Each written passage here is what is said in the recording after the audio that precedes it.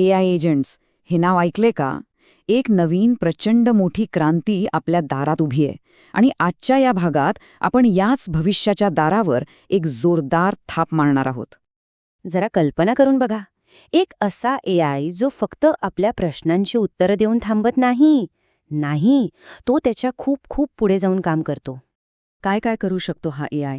तर तुमच्या माझ्यासाठी प्रोफेशनल ईमेल्स लिहू शकतो, अवघडातला अवघड कोर तयार करू शकतो, खोलवर जाऊन रिसर्च करू शकतो आणि सगळ्यात महत्त्वाचं काय माहितीये, कोणतंही काम सुरुवातीपासून ते अगदी शेवटपर्यंत स्वतःच्या स्वतः पूर्ण करू शकतो. हो, हे अगदी खरं आहे. म्हणजे बघा, AI आता फक्त आपला असिस्टंट किंवा मदतनीस राहिलेला नाहीये. तो आता एक खराखुरा वर्कर म्हणजेच कार्यकर्ता बनतोय. आणि आर्टिफिशियल इंटेलिजन्सच्या दुनियेत हा एक खूप मोठा, एक मूलभूत बदल आहे असं म्हणायला हरकत नाही. आत्तापर्यंत आपण काय करत होतो? ChatGPT किंवा जेमिनीसारख्या AIला प्रश्न विचारायचो, कमांड्स द्यायचो. तो एक मदतनीस होता. पण आता आता सगळंच चित्र बदलतंय.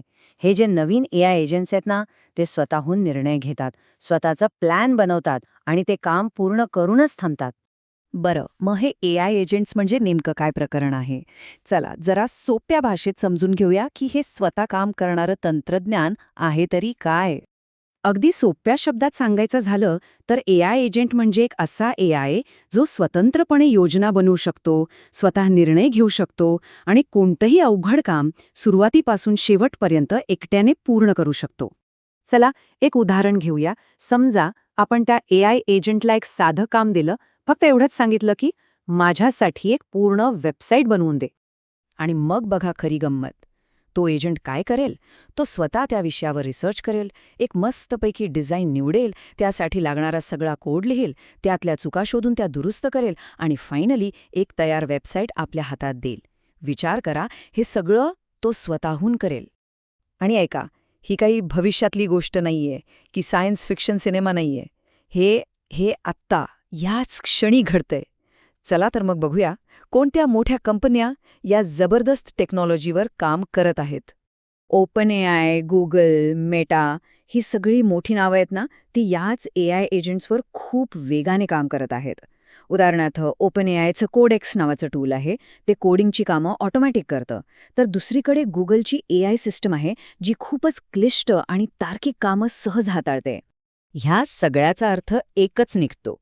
संपूर्ण AIचं जग म्हणजे AI इकोसिस्टम एका अविश्वसनीय, हो खरंच अविश्वसनीय वेगाने बदलतीये आणि आपण सगळेजण या मोठ्या बदलाचे साक्षीदार बनत आहोत. पण ह्या सगळ्या चांगल्या गोष्टींमध्ये एक मोठा आणि तितकाच महत्त्वाचा प्रश्न उभा राहतो. एक असा प्रश्न जो आपल्या सगळ्यांच्या मनात डोकावतोय. तो म्हणजे आपल्या नोकऱ्यांचं काय होणार? सरळ सरळ प्रश्न आहे.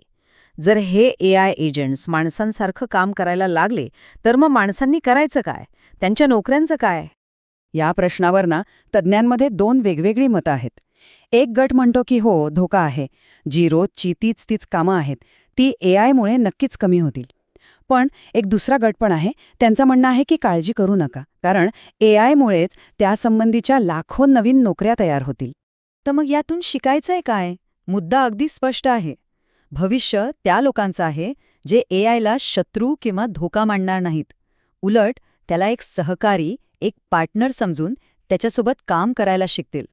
अनेक टेक एक्सपर्ट्स तर याला पुढची इंडस्ट्रियल रेव्होल्यूशन म्हणजेच औद्योगिक क्रांती म्हणत आहेत.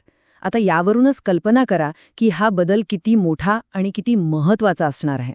मग ह्या सगळ्या तांत्रिक बदलांमधून आपल्यासाठी सगळ्यात महत्त्वाचा धडा किंवा शिकवण कोणती? उत्तर खूप सोपं आहे.